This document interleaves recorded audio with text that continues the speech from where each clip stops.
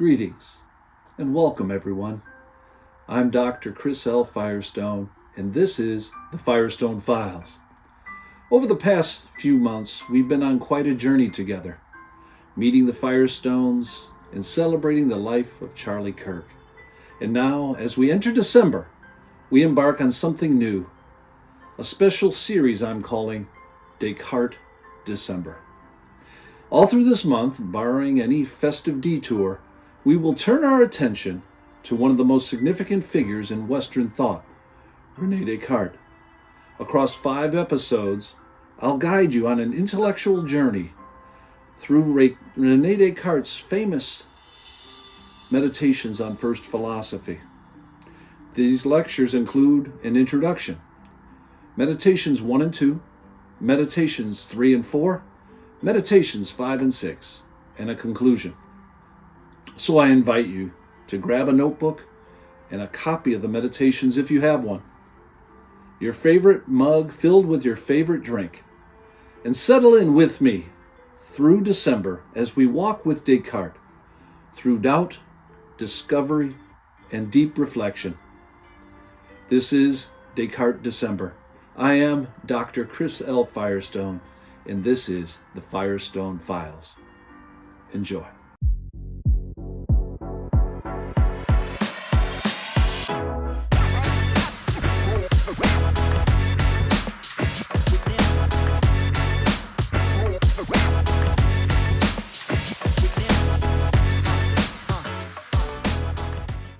Hi, I'm Dr. Chris Firestone, Professor of Philosophy, and this is the 5th and final lecture on the philosophy of Rene Descartes.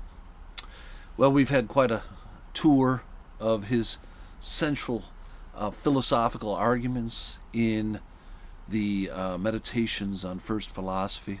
I'd like to review some of the things we've talked about and see if I can fulfill my promise to make Descartes not only understandable, but also to help you retain that knowledge and be able to share it with others. We'll see if we can get there here in this final lecture. You will recall that Descartes comes on the scene at a very important time in philosophical history. We've had the medieval period with many systems of philosophical thought that had worked out 3 major themes into complex philosophical systems. They were the philosophy of Plato, called idealism, the philosophy of Aristotle, which is often called realism, and of course Christianity and its revolutionary influence on the Western philosophical tradition. Those things work themselves out in a variety of systems. You could trace those if you ever take a course on the history of Western thought. I teach that course, and it starts with the Greeks and goes really all the way up to the Renaissance, where the rediscovery of Plato and Aristotle and so forth, and the rise of modern science and the Reformation and so forth. After that period, philosophy begins to come into a crisis. And the crisis is started, or it's initiated by the rise of science and mathematics and the rise of the skeptics, who say that those types of truths have a kind of utility to them, a kind of pristine access to the truth that is missing in philosophical discussions, because we have lots of metaphysical systems which are a beauty to behold. If you take a course, let's say on Aquinas, just a magnificent tour de force of metaphysical thinking. Many truths can be found there. But there are also things that people disagree with, like Occam and so forth, that say, hold on a second, I don't quite agree with your theory of language, for example, and how one grounds theological and philosophical discourse based on it.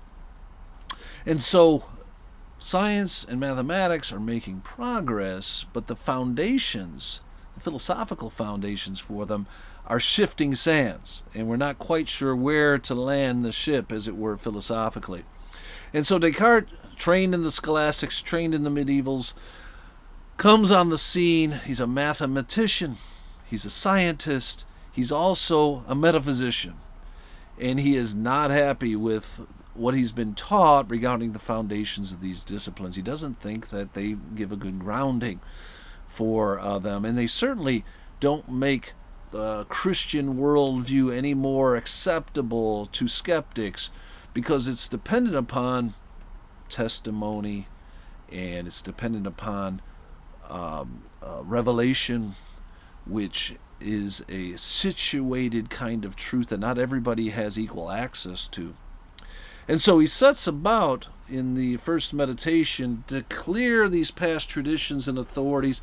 I don't know if it's so much of a clearing away as it is a bracketing of them, so that we might go back someday, but in a better position to determine truth from falsity. It's hard to say exactly what it is, but the bottom line is, I call it a nuclear bomb. It sort of wipes away, at least in our initial investigations, all these past systems and teaches us to start afresh. And this is the method of doubt that we find in meditation number 1. The method of doubt is established so that we can clear away all false beliefs. Unfortunately, we have to clear away all true beliefs as well, because they're collateral damage in this approach. We're doubting everything. We're going to assume as a thought experiment an evil demon is going to try to trick us at every turn. And so if knowledge can make it past the specter of this evil demon, then we'll have certainty. We'll have a foundation on which we can build the empirical sciences and mathematics and so forth, and the university can march forward from there. We say in meditation number 2, he wakes up that morning saying, I've wiped away all things, and I can be full of all these clear ideas that I seem to have, like immediate sense perception, mathematics, and so forth. But one thing I can't seem to be fooled of is that I'm thinking. In order to fool me into thinking that I'm thinking, I have to be a thinking thing. And this is the famous I think, therefore I am moment in Descartes. And there's a couple of different times where he reiterates this, and he tries to go over it in his mind. How can an evil demon possibly get around this? He's got to have somebody to fool, and that's me. And I'm a mental substance capable of being manipulated, perhaps. But I can't be manipulated into thinking that I'm thinking, because I have to be thinking. And so he believes he has found that Archimedean reference point, that immovable point that not even an evil demon could fool him of. And it's from that he can move the world of philosophical ideas. And that's where we get now to meditation 3. In meditation 3, we see he wakes up in the morning. He's delighted that he's found the Archimedean reference point, the cornerstone for all knowledge. But he has a query in his mind, and that is he has ideas. He has all sorts of ideas going around in his head. And if I were just merely a mental substance, a tabula rasa, a thinking thing, I can't account for the quantity and quality of ideas that I have. Some of these ideas surprise me. Now, there are ideas of the imagination that I seem to have some control over. There are certain operations of the mind that seem to be an act of the will and so forth. But there are other things that just happen to me. They come into my horizon. I don't seem to have any way of controlling them. And in order to account for this, I have to realize that I've only proven that I'm a mental substance, a thinking thing. But I'm also compelled to believe that I'm not alone, that there must be some other thing out there causing the quantity and quality of ideas that I have. That other thing must be mental, thinks Descartes, otherwise it couldn't interact with me as a mental substance. And it also has to be a cause sufficient to the effect of the ideas, both in quantity and quality, that I have. And this is where we get that rationalist conception or notion of God as the in realissimum, the all predicate nature of God. That God alone is the cause necessary for the condition of having the ideas of, say, infinity and perfection. Otherwise, we don't have explanations of the ideas that we have in our mind. This leads him in meditation 4 to stop, to hold the horses, stop things here, because we've made one small step for man and one giant leap for mankind. We've proven the existence of the self, and now we've proven the existence of God. Have we moved too quickly? Can we trust our judgment? It does seem like judgment is that third component that must be present for us to have discursive reasoning at all. And he suggests that because God is trustworthy, reason itself must likewise have that kind of quality. So he's beginning to vanquish the evil demon at this point. If God's real, which we've already shown, then the intellect must be a gift of God that is, in a sense, pristine. So he has no noetic effects of sin with regards to the intellect. He argues that if the intellect is going to go wrong, it's going to go wrong because of the will.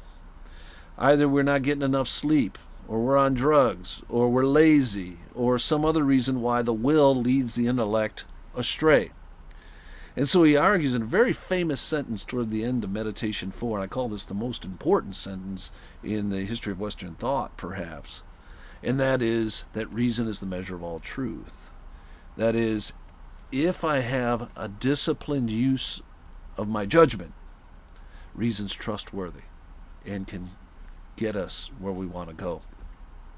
Okay, so from that newfound optimism, that reiteration of his trust in reason, he's able to march forward in Meditation 5 to the consideration of the external world.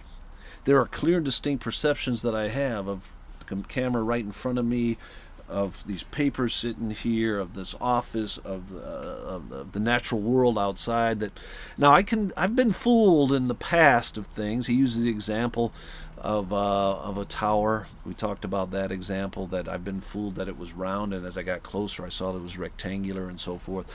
But with a careful and critical use of reason, there are things that just are so clear and distinct that I don't seem to be fooled of them. And God wouldn't have any reason. Deception is a weakness, and God's not weak. He's all powerful. He's all good. He has no reason to deceive me, thinks Descartes. And therefore, clear and distinct perceptions are, in fact, trustworthy. And there's no more clear and distinct perception than that of my own body.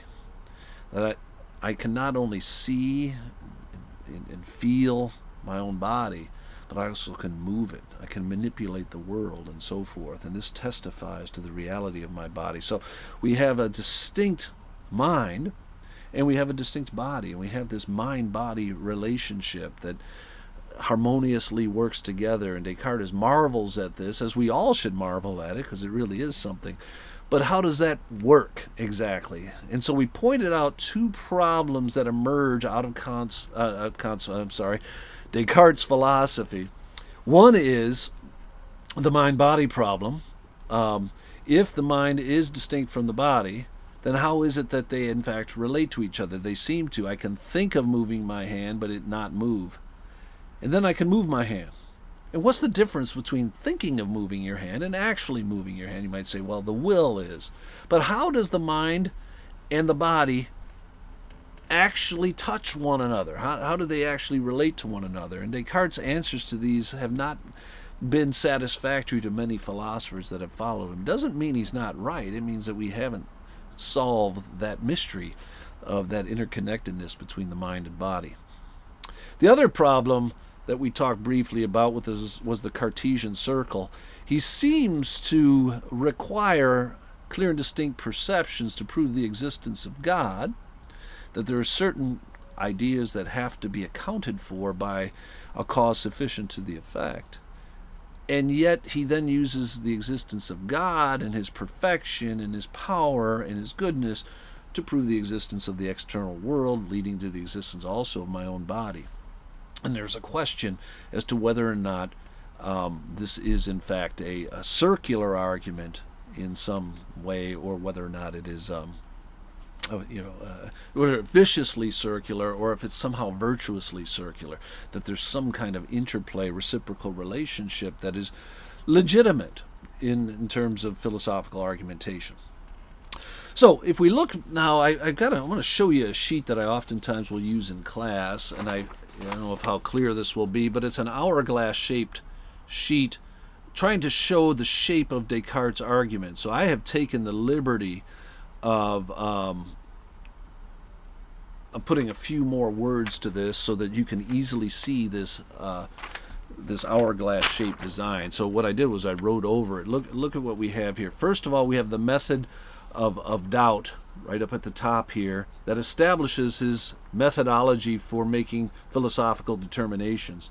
Then we have the proof of the existence of the self, the existence of God, then the trustworthy nature of reason, then the existence of God again, and then the existence of the self. And hopefully you can see the hourglass-shaped structure of this argument. It makes it real easy to understand and articulate. I exist as a mental substance. I think, therefore I am, in meditation 2. God exists as an infinite mental substance in meditation 3. In meditation 4, we see disciplined reason is trustworthy. You remember he stopped for a moment to say, hold on, I'm making judgments. How do I know reason's trustworthy? Well, he says that it is trustworthy because God wouldn't deceive us of that. Then he gets back to the necessary existence of God and as the ground of all clear and distinct perceptions. This is where we get his the trustworthiness of the existence of the external world, and in particular my own body, in meditation 6. So hopefully that's a pretty clear way to remember it. Just remember the hourglass shape of the argument. You got the methodology of doubt in the quest for certainty, then the establishment of this certain foundation, the existence of the self and the existence of God, the necessary existence of God, the existence of the external world, and of course the existence of my own body. And there's evening and there's morning on day 6, and he rested after all of his meditations. So here we have in this very famous book, and honestly I reread it in preparation for these lectures, and I was amazed at how quick a read it is. You could probably go in an hour or two, but depending on how carefully you're reading. And of course Descartes is going to commend that you read all philosophers very carefully and look at their arguments very specifically and with judicious judgment. And that's what I've suggested that you should do, or we should do. And when you do that, it comes out with a clear kind of almost poetic shape to it. The method of doubt, the existence of the self as a mental substance, the existence of God as an infinite mental substance, the trustworthiness of reason, the necessary existence of God, and the trustworthiness of our belief in the external world. And this includes our own bodies. And we, as human beings, our minds and bodies, in a kind of composite and harmonious relationship. And that's the revolution that was Rene Descartes' philosophy.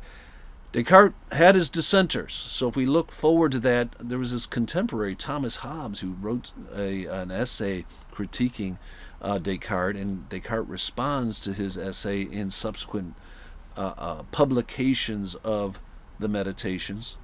But he had a profound impact. He's going to lead an entire group of rationalist philosophers. So after Descartes, you're going to find Spinoza, who moves into a kind of substance monism. And then we're going to go back to a kind of dualism that we see in Leibniz, and we're going to go all the way on eventually to Immanuel Kant, who I talk about in another lecture, and how he is sort of on this trajectory of the Cartesians. But Kant's also, of course, going to be interested in the empiricist insight, some of the insights that start with Thomas Hobbes in response to Descartes, move into John Locke, and all the way into Bishop Berkeley, and all the way into David Hume's philosophy, and till we get to that great watershed that is Kant's philosophy. So perhaps I'll have another chance to look at some of these other really important figures. Descartes' a big one. I hope these lectures have been useful to you. Let me know if you have any questions about Descartes, or would like to hear more about other philosophers. Looking forward to it. That's all for now. All the best. Thanks for stopping by to spend some time with me here on the Firestone Files.